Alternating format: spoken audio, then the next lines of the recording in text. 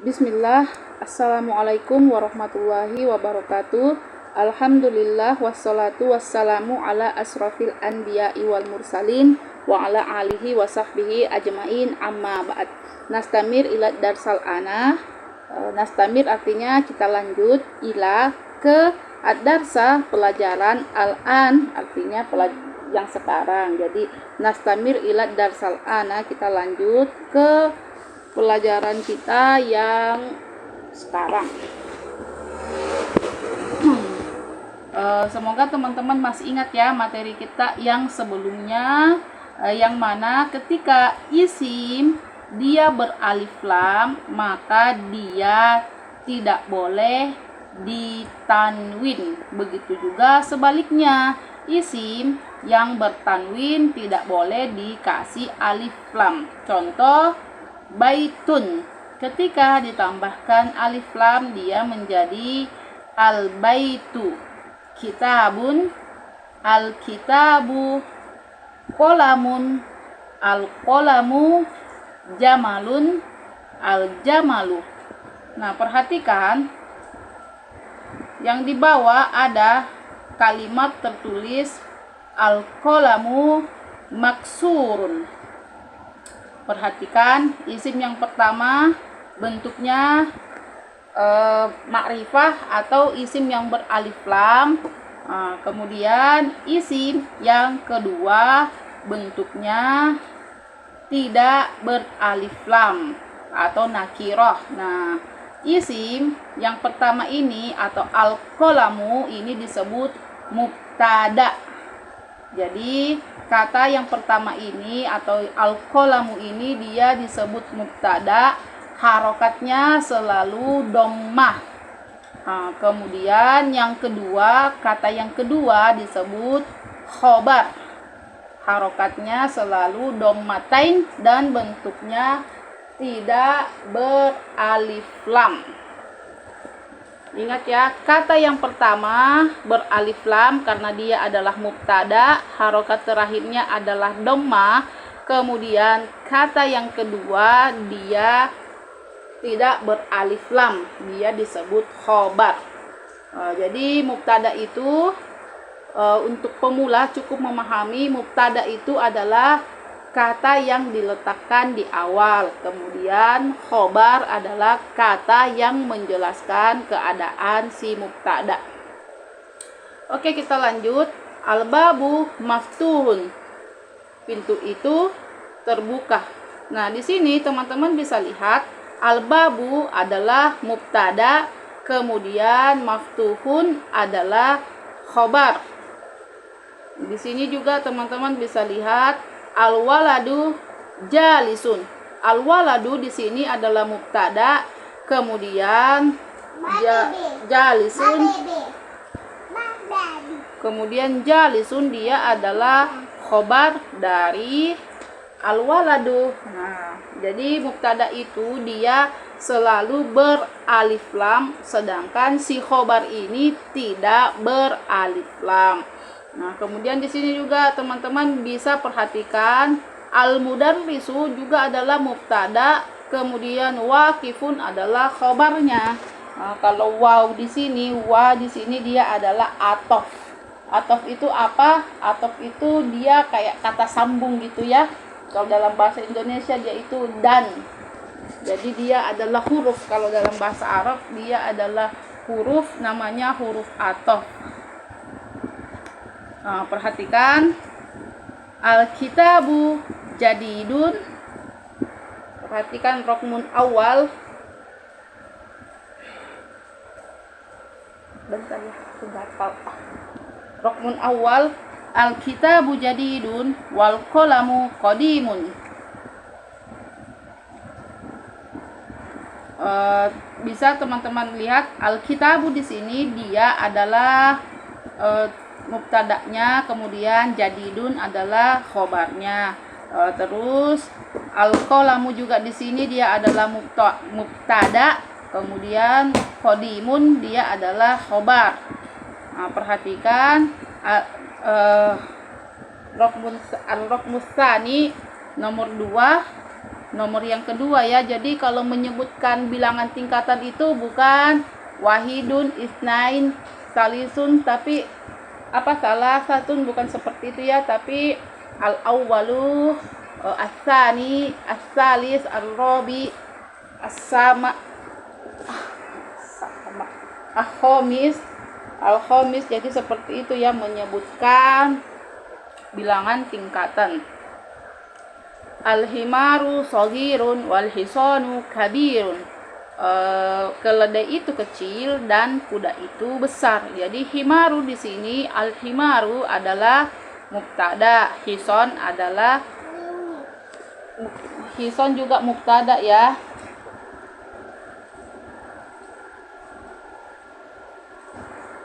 Jadi al-himaru mubtada, shaghirun adalah dia khobar. Kemudian hison mubtada, kabirun khobar.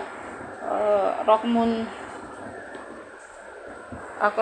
al-rokmus salis, nomor yang ketiga, al-kursiyu maksurun.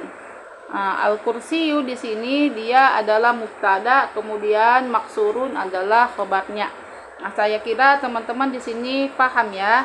Nah, kita lanjut ke latihannya.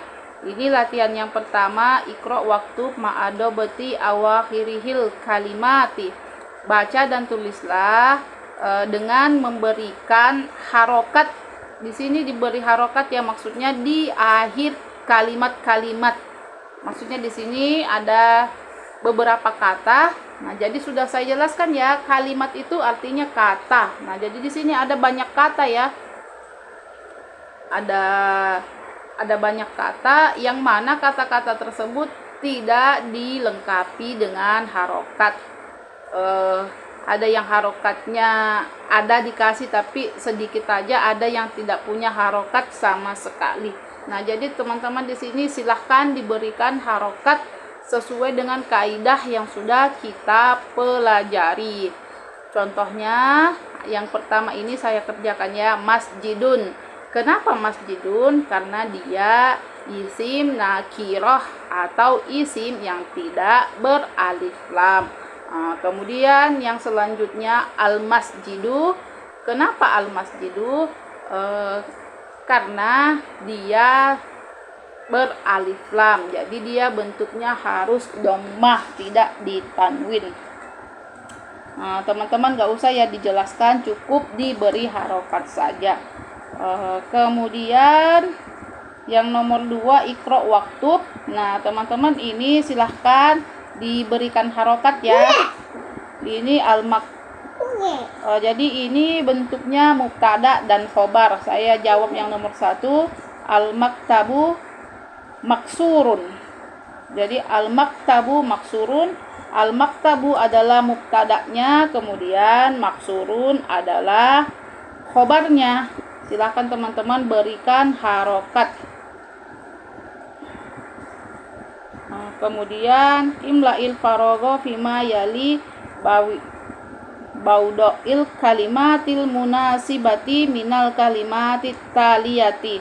Nah, ini maksudnya isilah bagian yang kosong dengan kata-kata yang sudah disediakan. Nah, jadi teman-teman perhatikan yang nomor 3 ini, isilah bagian yang kosong dengan kata-kata yang sudah disediakan. Jadi di sini tapi isi dengan kata-kata yang tepat ya teman-teman, jangan sembarangan kata-katanya. Jadi dia di sini sudah ada kata yang disediakan.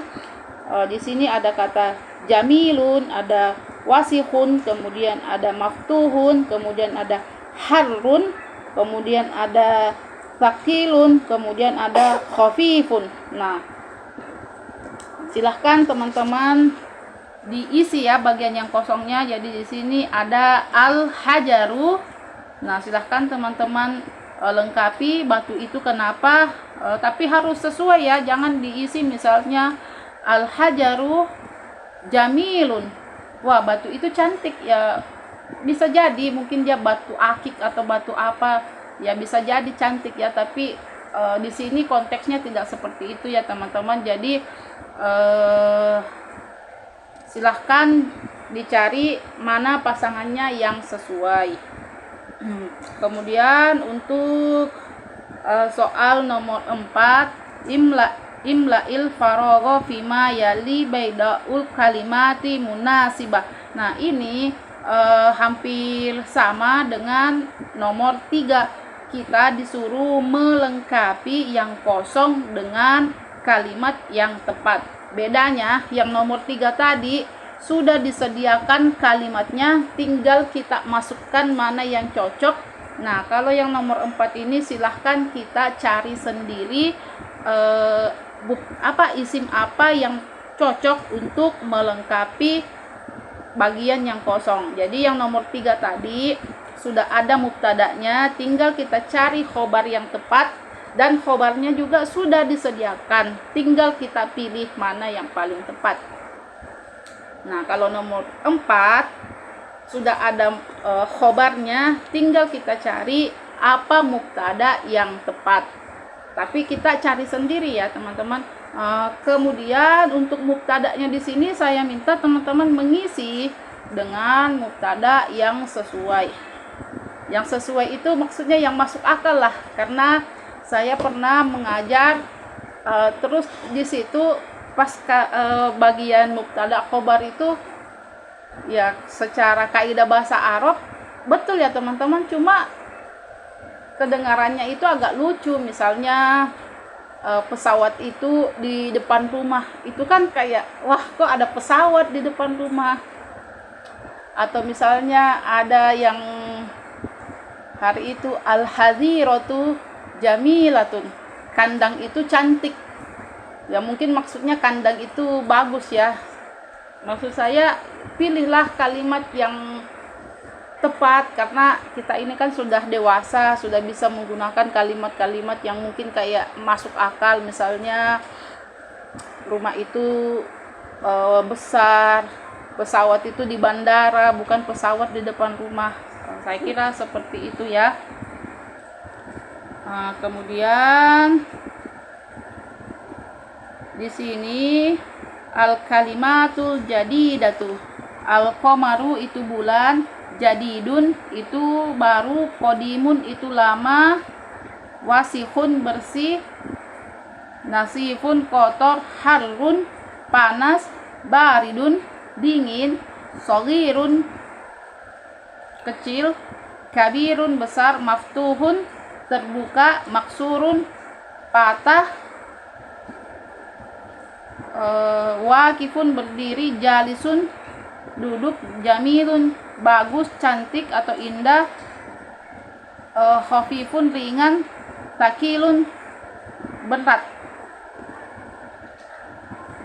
Kemudian perhatikan lagi, ada najmun, dia menjadi an-najmu, rajulun menjadi ar-rajulu, dikun menjadi kok addika di sini, addiku ya, ini addiku. Kemudian talibun, dia menjadi at-talibu.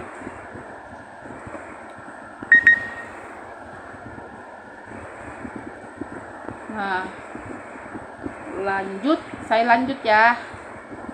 Ini ada an-najmu ba'idun, as-sukkaru hulwun.